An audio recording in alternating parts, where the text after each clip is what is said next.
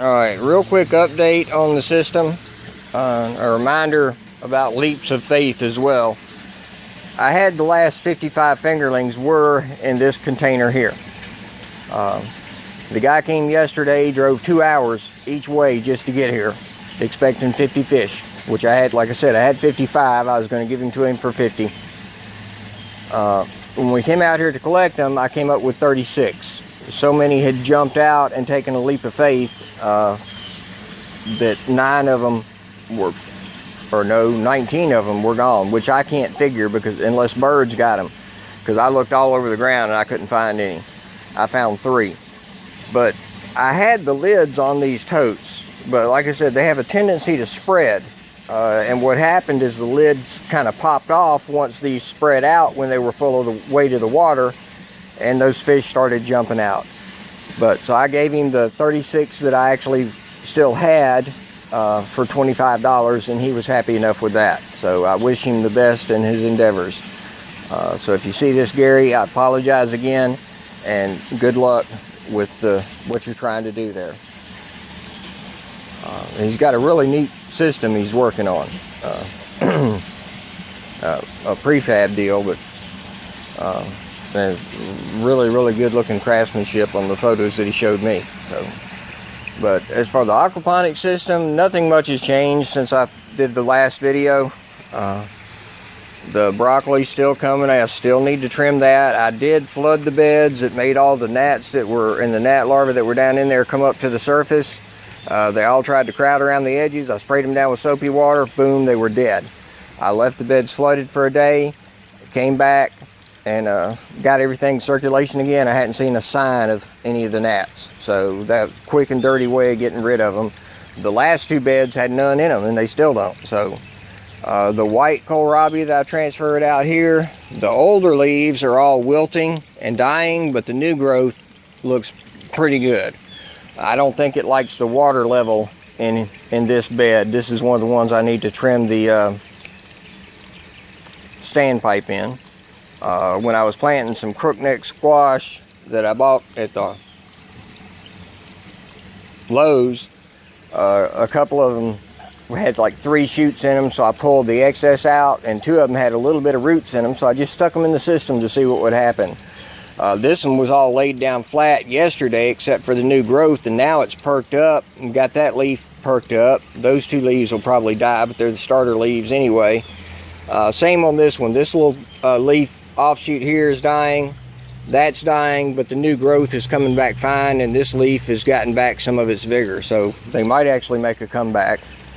I had started some sweet potatoes out here, mainly because they were already starting to put off splits inside.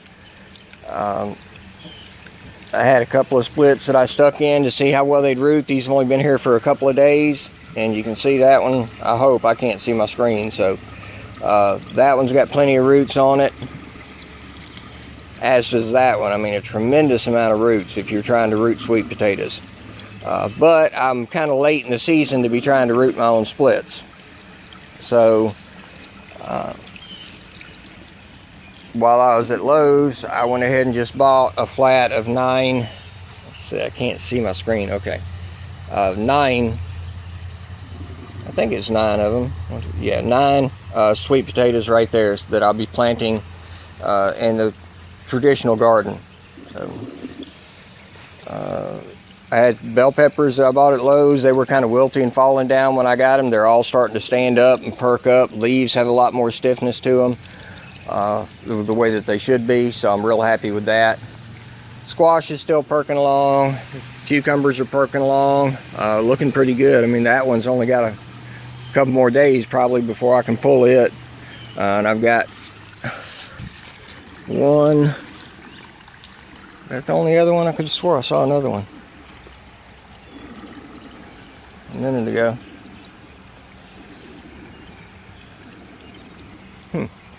That's weird optical illusion, I guess. What is that? Okay. I've got another one over here that's perking along. It'll be ready in a few more days. This vine over here is trying to make a comeback back in here somewhere. Back down in there, I'm not sure if it's going to be able to do much because it's obviously not getting much light over there. And I've got some more cucumbers started. I'll just plant those vines when they come along. Then the tomatoes, of course, we found a few more little ones that are starting to come in. There's one there, one there. Saw another one over here somewhere that I'll never be able to find right now. Right there is one coming in. Then there's the bigger one that's down under here, as you can see it back in there. So the tomatoes are coming. Won't be long before I have tomatoes I can start harvesting, I hope. I need to treat these with some neem oil or something to keep the insects off. Yeah, soapy water works great, but only if it actually coats the insects. If it hits and dries, they might not like the soap, or if you put some cayenne pepper or something in it before you spray, they might not like the heat and might avoid it, but it's not going to kill them. It only kills them if it coats them. Now over here I got another flat of seeds that I started. It's got cucumbers, watermelon, cantaloupe, honeydew, turnip greens, mustard greens, a few different varieties of peas, bush limas, chickpeas, navy beans, all this that I'm going to be starting. Oh, and I've got some okra down in there. All that I'm going to be planting traditional. The blackberries here, I've got 6 in that row, 4 in this row, 2 over here with the kale. They're going to be coming up, and that'll give me 1, 2, 4 little short rows in here for planting things, which I'll probably plant the banana peppers here. The cubanelles I'm going to plant on around the side. I'm not so worried so much about cross-contamination or cross-pollination between my bell peppers up in the grow bed and the sweet banana peppers. It's not going to change any flavor there. Might get some weird shapes, but I'm not worried about that. The cubanelles I'm definitely going to plant much further away. So, but that'll give me several rows in here. I can have a couple rows of banana peppers and a couple rows of something else. I haven't decided yet. If you probably have noticed, there's no plastic except for the door. There is chicken wire, 3 foot high, run around everything to keep the rabbit out. He was very curious, and he was out laying in the tilled up area of the yard yesterday. He was out laying over here watching us work.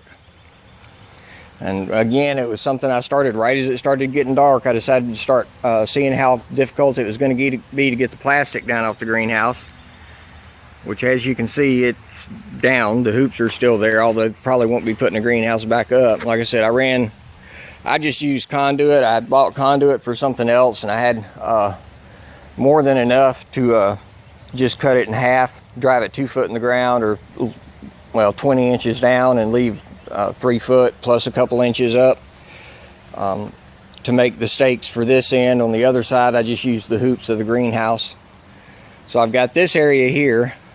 It's about, I'm wanting to say 15 by 30, but I think, well, 15 by 28 and a half, because I measured the length the other day when I was trying to figure out how much fencing I needed.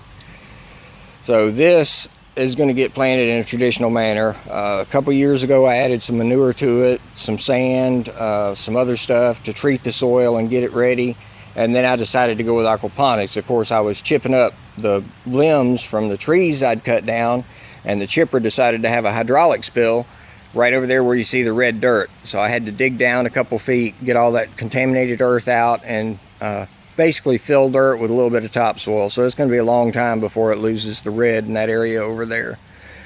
But the rest of it should be just fine. And that's probably outside of the actual spill area. And inside where those carrots are thriving is right over the main area that got the spill. So apparently I got it cleaned up good enough. So, but this is going to be traditional. Still going to have the aquaponics. Still going to be growing stuff in it. Still going to have the tube system. I'm thinking about trying to play with those 2 gray tubs that I had set up with water flowing through them to keep the last of the fingerlings in. I'm trying to think. Hadn't made up my mind yet. I was thinking about doing some kind of floating raft. Not real sure.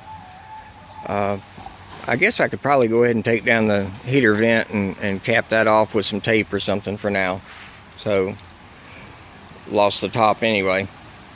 But that's this week's update on the gardening situation, except for this raised bed over here, which nothing is happening yet, of course, because the corn you're supposed to plant an inch down, I think, the peas 2 inches down, so I'm sure it's going to take them a while. Even if they start germinating, it's going to take them a little bit of time just to get up to the surface. So right now all I've got is a few lingering weeds that got missed, or seeds that started to come up after I tilled everything up. So I'm just waiting on the corn and the peas to come up. I've got navy beans planted down this side. I've got sugar snap planted down that side. Both of them are supposed to be climbers, so that's why I planted them down the sides. They'll have the fence to climb on and cling to. This half is all corn. It's going to be kind of densely packed, which is okay with corn as long as you get enough fertilizer to it. The stalks actually help protect each other from wind and wind damage and things of that nature, and the closer packed in they are, the better they fertilize. So, because they're mainly wind fertilized anyway, so if they're rustling right against each other, it'll really get things stirred up, and they should get pollinated really well. This half, I don't know what I'm going to do with. It's got the peas and the beans down each side of it, but from wherever that stick is sticking up, that little trench right there, this way, I'm thinking mustard greens and possibly the turnips, because mustard you plant closer together. I'm just going to go ahead and make a couple of rows, since it's not something I've got to take to seed. It doesn't matter if I plant just a single row, so I'll probably put mustard down one side and turnips down the other. Turnips you're supposed to space a little bit further apart than mustard, I think. Can't remember, I'll have to look it up. But that will work out fine, because I've only got like 6 turnip started, and I've got a full 9 flat started of the mustard. Yeah, I still got a couple pieces of plastic to pick up. So, but I got the majority of the junk in the yard picked up and cleaned up. I'm still working on it. Then over here, the Swiss chard. I don't know what I'm going to do with this bed. I think I'm going to pull some of that Swiss chard, clean it up, put it in net pots, put it on the back side of the tube system. The spinach that's in here, I think I'm going to pull some of it up, clean it up, and try putting it in the aquaponics just to see what it does. I haven't had any luck with spinach so far, but it's always been store-bought spinach, and as you can tell, this spinach didn't do anything over the winter. It just kind of sat there, didn't do much, and it's still not doing much, whereas the Swiss chard actually started doing something. Of course, it's got some spot going on right now. I think some kind of bugs are getting at it, which is why I need to pull it up, clean it up. And then I need to mix some amendments back into this soil. I'm not sure what I'm going to plant here. Might plant some potatoes in it, just for the heck of it. I'm running out of, I've got more than enough room and not so many things to plant. So, and I guess I need to support that tomato. Yeah, I need to get the string, because it was running all the way out to here, and I want it to stay, I want it to go ahead and train out to that. So I need to find my string so I can tie it and hook it to that board. And there's another one. Let me lay it back down very gently. Another one here that's not quite long enough to make it out there yet. But if I string it, I can get it pulled over and going in that direction. So